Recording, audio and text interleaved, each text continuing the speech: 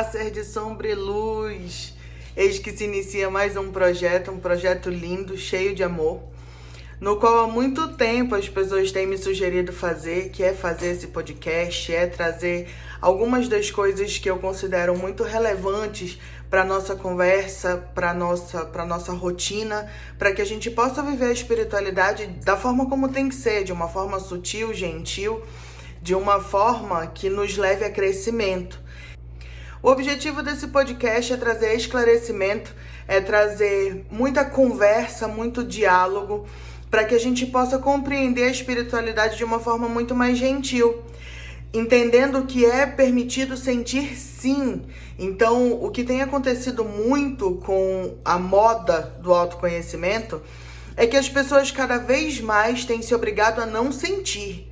Então, sentir é errado, né? A gente tem que estar sempre muito equilibrado, a gente tem que estar sempre ali num movimento muito harmonioso. Só que a vida real, o cotidiano, não funciona dessa forma. E cuidar da espiritualidade não significa que você não sentirá mais nada, muito pelo contrário. O cuidado com a espiritualidade é para que você saiba o que fazer, como reagir, como sentir ao longo das situações corriqueiras, do cotidiano, da vida real, a vida de verdade, a vida que é gostosa de viver. Então, o primeiro podcast não poderia ser diferente. Ele está voltado aí a entender quem é a Yuki. Com isso, eu abri uma caixinha de perguntas no Instagram, para que as pessoas trouxessem quais são as dúvidas que elas têm a respeito de quem eu sou, né? E aí a gente poder ir estreitando esses laços e logo depois a gente começar a trazer papos cada vez mais vibrantes, cada vez mais próximos daquilo que realmente vibra na nossa vida de verdade. Então aqui eu separei algumas coisas, separei as perguntas, estou com uma colinha aqui. Primeiro de tudo, quem é a Yuki, né? A Yuki é uma leonina com ascendente leão que, de acordo com o astrólogo que acompanha ela, o Daniel Paiva, da Agricultura Celeste, a única coisa que salva a Yuki é a lua dela, que é em peixes, porque senão ela era insuportável de autoestima. Bora lá. A Yuki é filha de orixá, né? Então a Yuki foi feita no candomblé, Iaô de candomblé. Foi feita pro orixá Obaluaê com o Oxum. Eu tenho 34 anos hoje, então aí acabei de virar mais um ciclo dos nossos 777. Eu sou cartomante há aproximadamente 7 anos e nesse meio tempo eu já consegui auxiliar para lá de 2.000 pessoas a encontrarem a sua verdade, a se entenderem melhor, a se acolherem de uma forma muito mais gentil. Eu sou biomédica formada e hoje eu vivo para a orientação espiritual. Essa é a minha função. Então, o meu objetivo como orientadora espiritual é auxiliar o ser humano a se desenvolver de forma integral. O que isso significa? A se entender melhor, a se compreender melhor, a entender até onde são comportamentos e até onde é espiritual, até onde que a pessoa está tentando mudar um movimento que ela não tem como mudar, porque ali naquele momento, naquela estrutura, ela não tem como fazer nada. Entende? Porque está além da vontade que ela tem de mudar. E é aí que a gente entra com a espiritualidade para apaziguar os comportamentos que são nocivos para a vida dessa pessoa. Eu sou sacerdotisa de Umbanda desde 2019, por isso o termo Iá, né? Iá é um termo que em Yorubá significa mãe. Iá-lorixá é a mãe do orixá. Ele é um termo utilizado tanto no candomblé quanto na Umbanda. E eu uso esse termo antes do meu nome porque esse é o papel do orientador, né? De alguma forma, a gente cria esse laço de cuidado. Até porque não adianta você procurar um orientador espiritual, aí tu faz um negócio aqui, aí vai com outro, isso aí não te traz crescimento. É igual o médico. Quanto mais intimidade você tem com a pessoa que cuida de você, mais você consegue alcançar bons resultados, porque aquela pessoa te conhece muito e muito bem. Então, bora lá. Eu sou casada né? Tem aí... Vou fazer 3 anos tentando lembrar. Ai, amor, não me mata. Sou casada há 3 anos, tenho uma filha de 12 anos e vivi muitas aventuras no meu processo do despertar, muitos processos intensos, e esses 2 foram aí os meus grandes parceiros de muito aprendizado. Então bora lá responder as perguntas para que dentro das dúvidas das pessoas que me acompanham já, que já me seguem, eu possa aí acabar trazendo mais proximidade, para que vocês me conheçam um pouco melhor e assim, quem sabe, criar outras dúvidas para que a gente possa responder também nos próximos. A primeira fala o seguinte: você me passa uma sensação de conforto, mesmo não conhecendo. Você sempre foi calma? Então, eu não sou calma. Eu tenho uma forma de falar, e isso vem do meu crescimento espiritual, que é buscar equilíbrio entre o que eu falo, de uma forma que a pessoa que está ali na minha frente, ou que está me escutando, está me acompanhando, consiga compreender a mensagem que eu estou passando. Então eu busco sempre ter equilíbrio na minha palavra, porque muitas vezes o que faz com que muitas vezes o que faz com que a gente acabe entrando em desarmonia, em desequilíbrio, em atrito, é a falta de equilíbrio nas palavras. Então eu busco muito isso. Eu busco que aquilo que eu vá dizer seja tão simples, tão sem complicação, tão gentil, que qualquer pessoa que esteja ali naquele movimento, me escutando, me acompanhando, possa compreender a minha palavra. Daí vem a sensação de conforto, porque eu busco falar para o coração.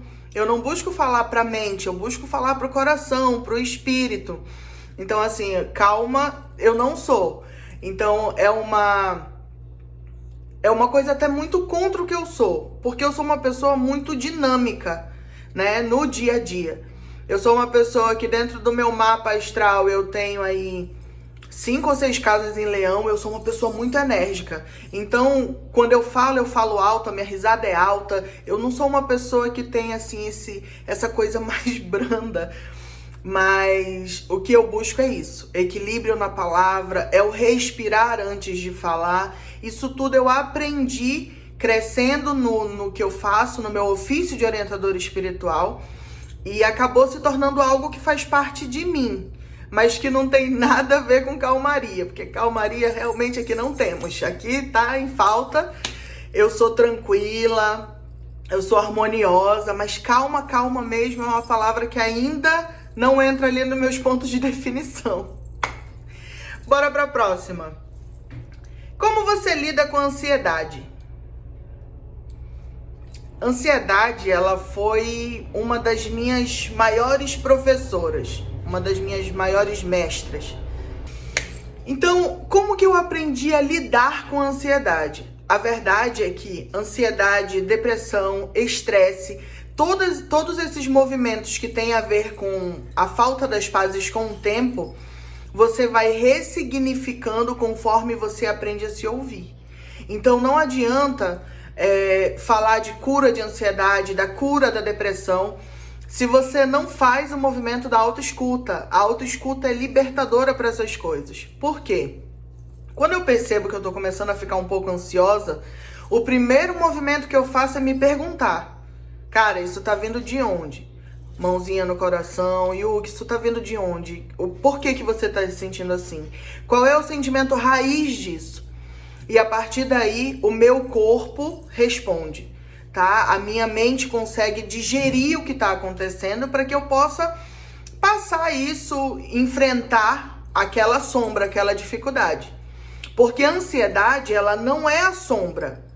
A sombra está por trás. A ansiedade, a depressão, o estresse, eles são o resultado da sombra.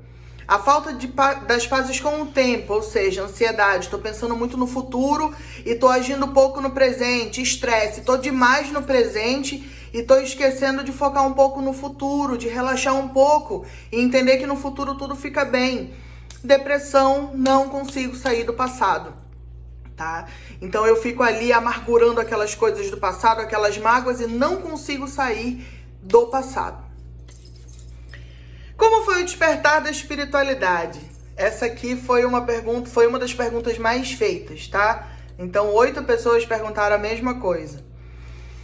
O meu despertar da espiritualidade começou em 2015. Acho que é isso. Em 2015 eu estava vivendo, na verdade eu estava sobrevivendo.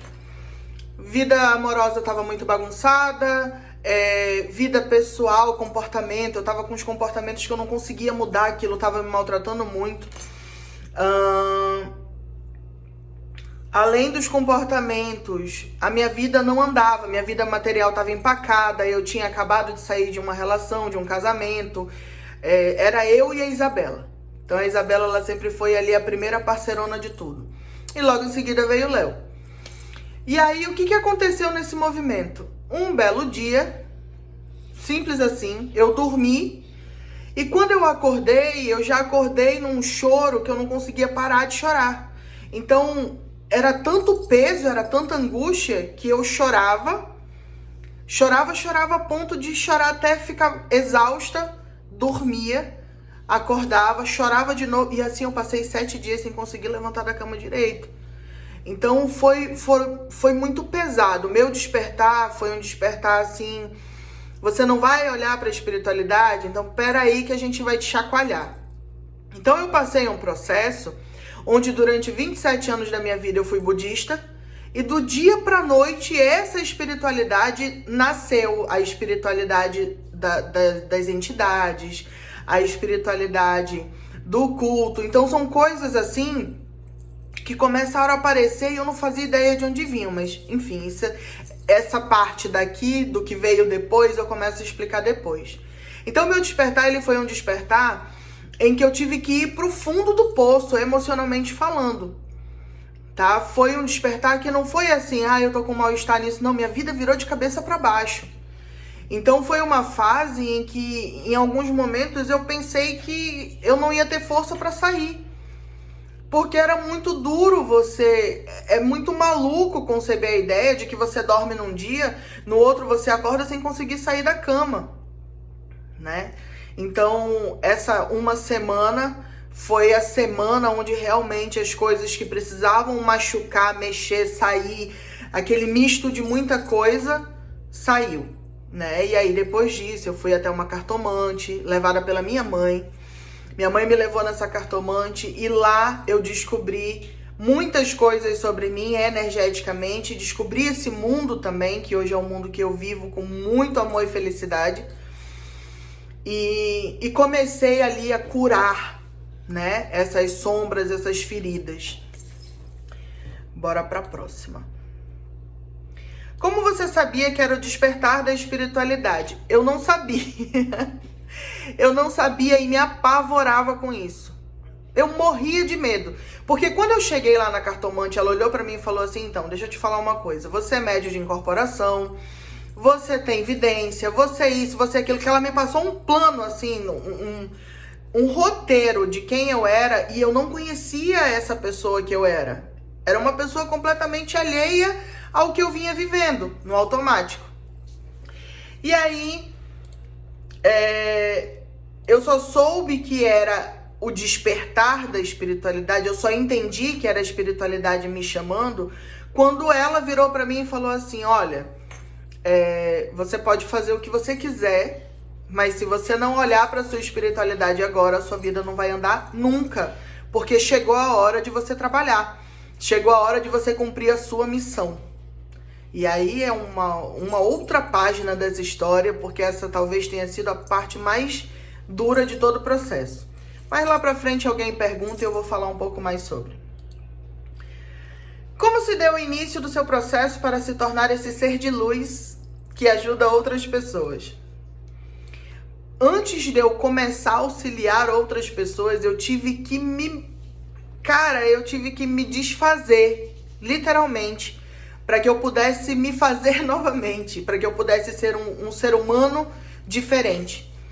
Eu tive que me trabalhar, eu tive que me cavar, eu tive que melhorar tanta coisa, Porque hoje em dia existe um movimento na espiritualidade que é a ditadura do autoconhecimento. Então a galera começa a viver a espiritualidade, vai fazendo suas terapias, e aí elas gostam tanto daquilo que elas pegam isso como missão para que elas possam fazer por outras pessoas.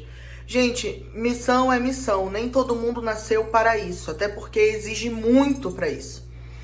Então, o que não falta é gente que tá com a vida de cabeça para baixo, cuidando da vida das pessoas que tá de cabeça para baixo também. Então, como é que você pode cuidar de alguém se você não tá cuidando de você, né? Então, para que eu me tornasse, para que eu continue me tornando uma pessoa que pode auxiliar a vida de alguém, eu sou muito atenta a mim. Eu sou muito atenta aos meus sentimentos, eu sou muito atenta aos meus processos de cura, tá? Então, eu vivo em função da minha melhora para que a minha melhora possa ser a escada de melhora de outras pessoas. Esse processo todo foi um processo que para mim foi vivido da melhor forma que precisa. Primeiro eu comecei a me enxergar, depois eu comecei a enxergar as pessoas ao meu redor. E só depois de enxergar as pessoas ao meu redor é que eu consegui enxergar as outras pessoas. Porque as pessoas pulam de um estágio para o outro. Elas começam a ter uma grande empatia, começam a cuidar de cliente, começam a fazer tudo e dentro de casa elas não têm essa cura. Então como que você pode enxergar uma pessoa de fora e não enxergar a pessoa que tá ali, que mora com você? Então uma das partes mais profundas desse processo e a mais dura foi quando eu me enxerguei e aí eu fui enxergar o meu EBE, a minha sociedade, a minha comunidade casa. Foi através desse movimento que eu fui capaz de enxergar profundamente quem chega até mim hoje. Porque eu encontro muitas vezes as minhas irmãs nas outras pessoas, a minha mãe, o meu pai, os meus irmãos, a mim, o meu marido, a minha filha, que é quase a mesma energia. Então, é muito fundamental que para que você enxergue alguém, você tem a habilidade de se enxergar e de enxergar as pessoas ao seu redor. E foi assim que eu fui me trabalhando e que eu sigo me trabalhando.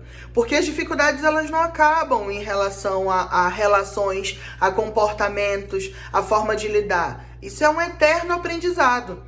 E a minha felicidade é tão grande que quando eu fui capaz de fazer esse movimento, todos ao meu redor na minha casa começaram a fazer o movimento também. Então eu tenho uma relação excelente com as minhas irmãs, tenho uma relação boa com as minhas mães, tenho uma relação que se constrói cada vez melhor com meu marido, com a minha filha, com tudo ao meu redor.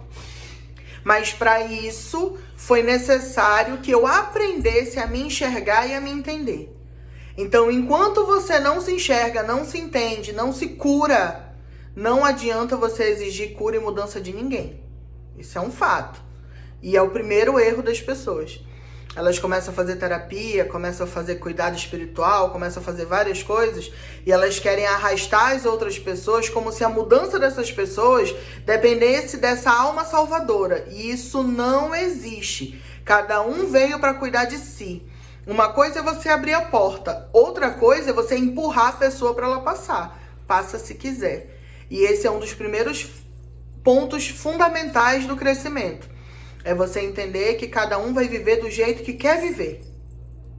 E o resultado disso é responsabilidade da outra pessoa, não sua. Tá? Bora lá. Ah, sim, uma coisa que eu ia falar sobre isso ainda é que uma das coisas que me motivou muito a ser melhor era o quanto eu sofria com as minhas sombras. O quanto eu me sentia mal quando eu fazia uma grosseria com a minha mãe, o quanto eu fazia uma grosseria com a minha filha, por exemplo, a falta de paciência, a irritabilidade. Isso tudo era um misto de frustrações que eu carregava dentro de mim durante uma vida inteira. Então, o meu maior incentivo para ser um ser humano melhor foi conforme eu fui mudando, eu fui me sentindo bem dessa transformação das minhas relações próximas. E isso foi me dando gás, foi me dando cada vez mais felicidade e satisfação para que eu pudesse aí seguir o meu processo, seguir o meu caminho, sem que eu me atropelasse, sem que eu exigisse de mim o que eu não tinha para oferecer. Isso foi muito fundamental no meu processo. Bora lá. Antes de se dedicar ao que faz hoje, qual era a sua profissão? A minha mãe é contadora, tá? E a primeira profissão que eu aprendi, tanto eu quanto a Darani, que é minha irmã, nós com 14, 13, foi quando a minha mãe abriu um escritório de contabilidade. E a gente cresceu ali desde os 14, e a Darani com 13, a aprender a fazer as funções dentro de um escritório. Então a gente passou por todos os estágios. O estágio de arrumar documento, de aprender a organizar a contabilidade, até que a gente se ramificou. A Darani realmente seguiu para contabilidade. Eu tranquei a faculdade de contabilidade umas 4 ou 5 vezes, porque eu não suporto contabilidade. E dentro disso, eu sempre fui caminhando para RH. Recursos humanos, melhora das pessoas, melhora do trabalho das pessoas, organização com pessoas. Então, acaba que a gente sempre está indo na direção daquilo que vibra no nosso coração. Então, eu fiquei dos 14 até os 27 dentro desse mundo da contabilidade, tá? Trabalhei em várias empresas, desenvolvi vários projetos, sempre como uma gestora de organização e alinhamento de pessoal, que era a área que eu mais gostava. Você sempre teve poder de vidência e de mediunidade? Então, não sei se o termo poder é um termo que me deixa confortável, porque eu acho que não se trata de um poder, né? Nem um dom, digamos assim. Porque, na verdade, todo mundo tem essa mediunidade. A gente nasce e o nosso espírito, ele tem uma forma de comunicação, né? Só que, claro, cada um para uma área, cada qual para um setor, e a forma como você desenvolve isso desde sempre ou não é o que faz a diferença. Eu lembro de situações de quando eu era pequena e que antes não faziam sentido para mim, que hoje fazem. Mas desde muito pequena eu tinha esse sentimento, essa percepção do campo espiritual. Então eu sempre tinha ali movimentos em que eu percebia algumas entidades perto. Hoje, quando eu encontro com essas entidades por aí, incorporadas ou não, me dá aquele sentimento assim quentinho no coração, porque já me acompanhou, eu conheço desde que eu era criança. Então, a verdade é que com a vida, com o desenrolar da vida espiritual, essas coisas foram perdendo importância, elas foram ficando para lá. Até porque o dogma que eu seguia, a filosofia de vida que eu seguia, não prega isso, né? No budismo você não tem espírito, não tem entidade, não tem esse campo espiritual. Porque dentro do budismo você nasce, vive, morre, aí essa morte é como se fosse um sono profundo e já reencarna. Então, em grosso modo, tá, gente? Então, não tem como que você trabalha a evidência. Às vezes eu ficava muito chocada com coisas que eu intuía, com coisas que eu sabia que iam acontecer, coisas que eu ficava ali sem entender direito o porquê que eu estava pensando naquilo, ou porquê que eu tinha visto aquilo. Mas sim, né? Eu sempre tive essa sensibilidade, digamos assim. Próxima. Houve conflitos internos ao aceitar essa missão de vida? O que, minha senhora? Conflito interno, teve conflito externo. Era medo, era desespero, porque eu pensava que eu ia viver uma vida completamente diferente. Gente, meus planos de vida eram completamente diferentes. Eu imaginei que quando eu chegasse nos 30, eu ia estar empresária bacana, num alto cargo, se eu não fosse dona da minha própria empresa, casada, estabilizada, vida ok. O meu plano era esse. E deu tudo errado, no sentido de ir contra essa direção. Então, primeiro de tudo, eu tive que quebrar meu preconceito. Eu tinha pavor da cultura afro. Por que eu tinha pavor? Porque eu cresci escutando que era do capeta, que era do demônio, que era errado, que a pessoa que fazia isso, ela, enfim, ia pro inferno. Então eu me assustava muito com isso, tá? E o primeiro ponto que eu tive que quebrar foi esse, o meu preconceito. Eu tive que ir para dentro de uma roça, para dentro de um terreiro, para viver a espiritualidade, para conhecer a espiritualidade, para quebrar isso dentro de mim, esse medo. Quando me foi dito a primeira vez que eu tinha caminho para ir a Lorixá, eu fiquei apavorada. Porque eu pensei, gente, como é que eu vou viver assim? Vocês não têm noção não de como é a vida de um sacerdote. Lidar com pessoas exige muito de você. Até porque tem gente que pega o processo assim, tem gente que não. E você, na sua função de sacerdote, de orientador, você precisa ser gentil com esse processo das pessoas.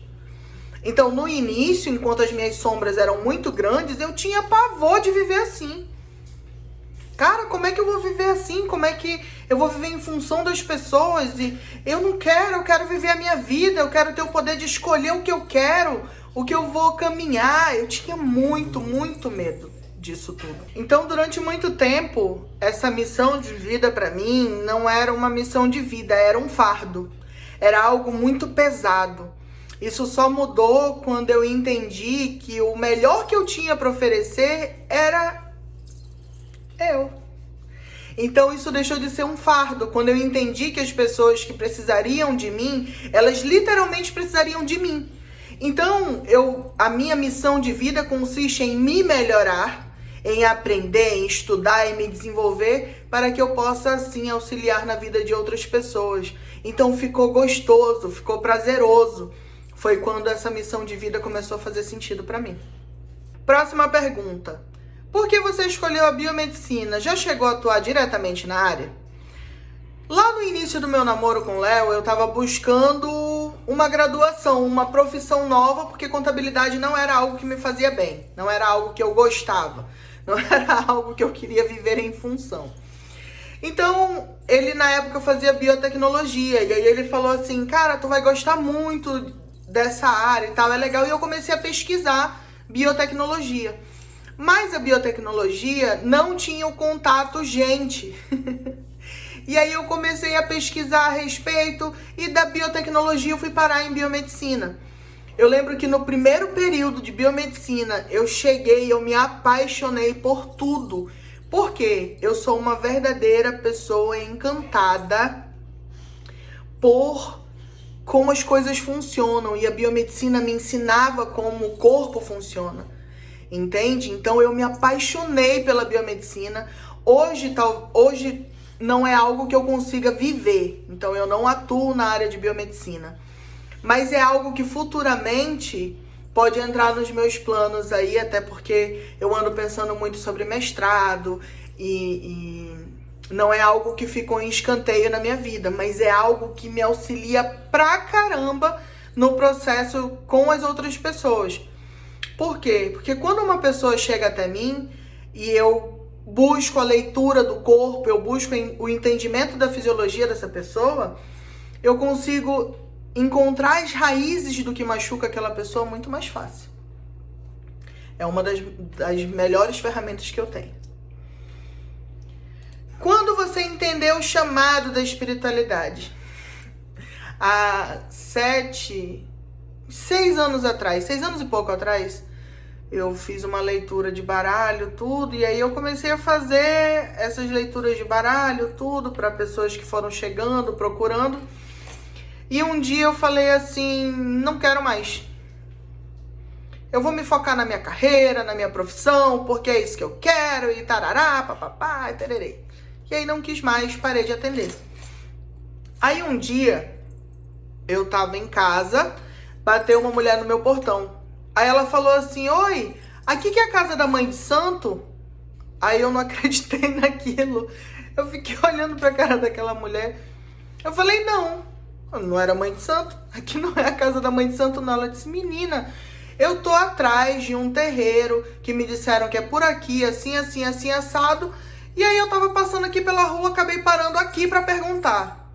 Aí foi quando eu entendi que a espiritualidade não era sobre o que eu queria, era sobre o que era necessário, era sobre fazer a minha parte na história no mundo.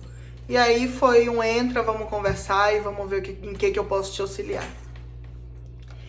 Como é lidar no dia a dia com a espiritualidade?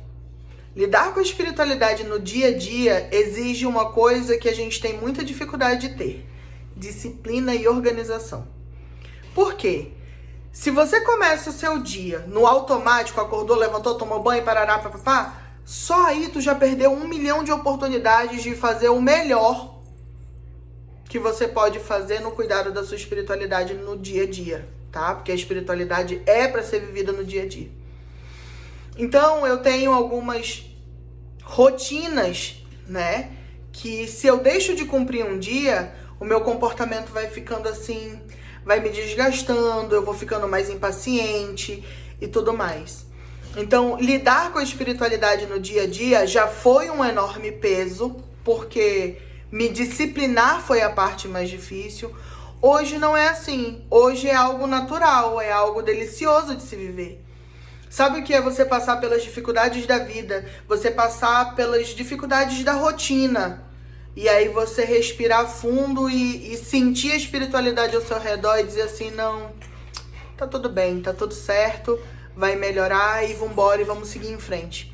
Então viver a espiritualidade no dia a dia também se resume a ser o que eu gosto de ser, a ser o que eu vim para ser. Porque o que é espiritualidade? Espiritualidade é a expressão do seu espírito. Então, muitas vezes a gente deixa de fazer algo, de executar algo ou de sonhar algo porque a gente não permite que o nosso espírito se expresse. Então, no dia a dia, eu busco ser feliz comigo, ser justa comigo, ser verdadeira comigo. E isso, obviamente, reflete a tudo que eu vivo ao meu redor. Então, como é lidar no dia a dia com a espiritualidade, é delicioso, é prazeroso e me trouxe muita liberdade. Liberdade de ser, liberdade de sentir. Quando e como você se tornou mãe de santo? Então, esse é outro termo que é muito utilizado popularmente para Ialorixá. Eu passei pela camarinha de Umbanda em 2019, no mês de setembro para outubro. A Ialorixá que me iniciou como sacerdotisa de Umbanda é a Mestra Ainá. A Mestra Ainá, que foi uma pessoa assim, que é uma pessoa muito inspiradora, porque eu acho que as sombras mais pesadas que eu tinha para trabalhar ainda em processo de formação, eu trabalhei com ela. Através do reiki, através da nossa convivência, através da nossa relação. Ela foi uma pessoa que realizou ali movimentos que me possibilitaram a cura de formas intensas. Então, é isso. De pequena você já tinha mediunidade aflorada? Sim, tá? Então eu sempre fui tida fui tida como uma pessoa velha, a pessoa que falava aquilo, meu Deus, de onde que essa menina tira essas coisas? Esses conselhos, de onde isso vem? Eu sempre tive muito interesse pela cura, sempre gostei muito da natureza. Então isso tudo já estava lá. É que a cultura na qual eu fui criada não possibilitava que isso acontecesse de outra forma.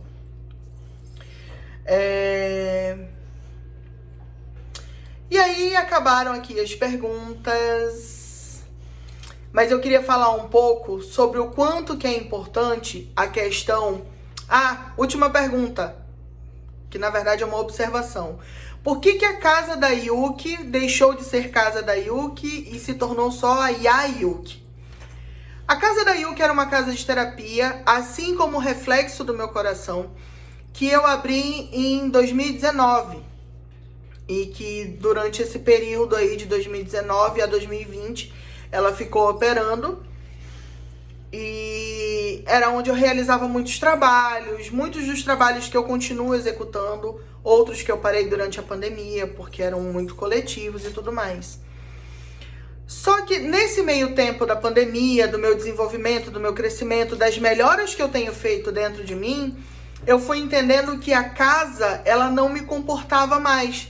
Por que ela não me comportava mais? Porque talvez esse segmento das terapias em si não fosse o segmento que se aproxima da minha missão. como orientadora espiritual, estou trabalhando no desenvolvimento da minha casa para desenvolvimento espiritual.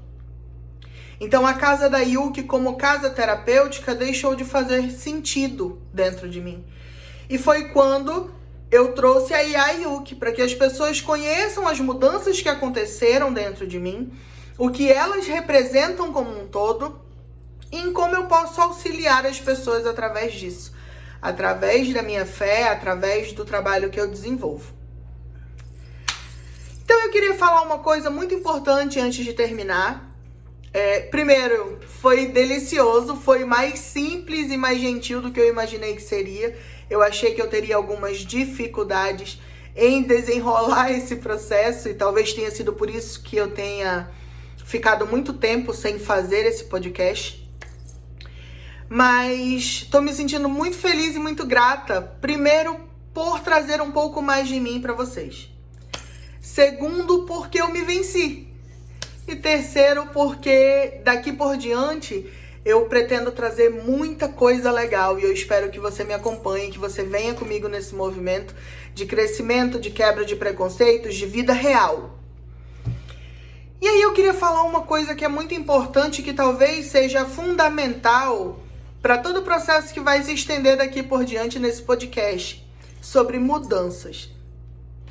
Nós, seres humanos, temos dificuldade com mudanças, porque as mudanças, quando elas acontecem, elas nos tiram da nossa zona de controle.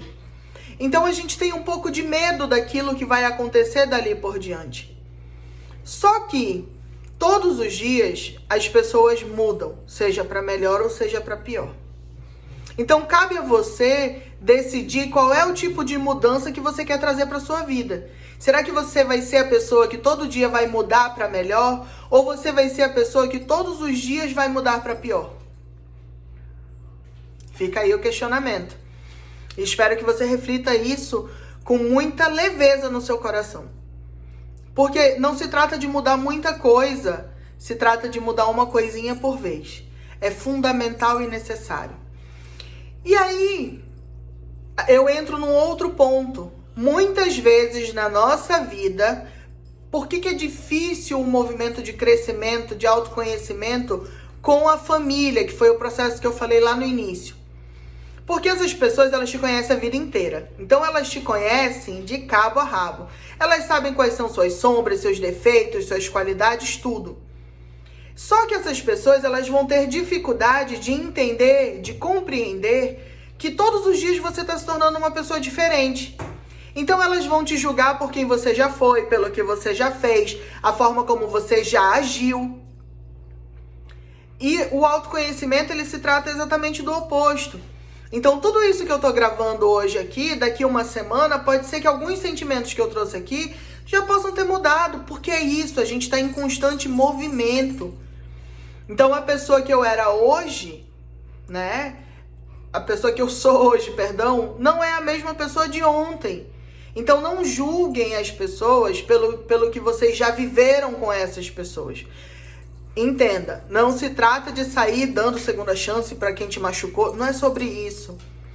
É sobre o constante movimento de mudança. Principalmente quando é um processo de autoconhecimento. Então, não se apegue a quem você já foi, não se apegue ao que você já teve, não se apegue a quem você já se relacionou. Compreenda que você todos os dias vai ser uma pessoa diferente. E para quem tá me conhecendo hoje, pode ter certeza que amanhã eu vou ter algo de novo para te contar. Porque é sobre isso, é sobre continuar tendo novas histórias, novos movimentos, novas experiências de vida e novos entendimentos, uma melhor consciência. Então, quando você se apega muito às pessoas do passado, a como você foi no passado, ao que você já teve no passado, você não consegue progredir. Todo mundo anda, todo mundo se mexe, todo mundo vai pra frente e você continua parado, estagnado, sofrendo no mesmo lugar. Então, se eu puder te pedir alguma coisa hoje, eu te peço que entre nesse movimento de ser um ser humano melhor todos os dias. Que você desapegue do peso, da responsabilidade de ter que ser qualquer coisa. Você não tem que ser nada. Você pode ser, você pode sentir, você pode criar consciência, você pode muitas coisas, mas você não tem que nada, você não é obrigado a nada. A glória e a consequência de ser ou não ser o que você pode ser é só sua. Aí você decide como é que você vai lidar com o eu do futuro. Eu prefiro ser tudo que eu posso ser. O melhor de tudo que eu posso ser. E aí isso me tira esse tem que, essa obrigação e faz com que todos os dias eu abra os olhos, agradeça pela vida que eu tô ali ainda. Cara, eu tô viva, tô tendo mais uma oportunidade de ser melhor ainda hoje. Então, somente por isso, somente por hoje, eu vou ser um ser humano melhor. E você? O que você vai ser? Eu espero que seja alguém muito, muito melhor. Um beijo pra você que me acompanhou, que me ouviu até agora, que vai aí seguir comigo nessa jornada. E aguarda aí que no decorrer da semana eu vou trazer quem vai ser, como vai ser e qual vai ser o tema do próximo podcast. Uma vez por semana, hein? Beijo, amores!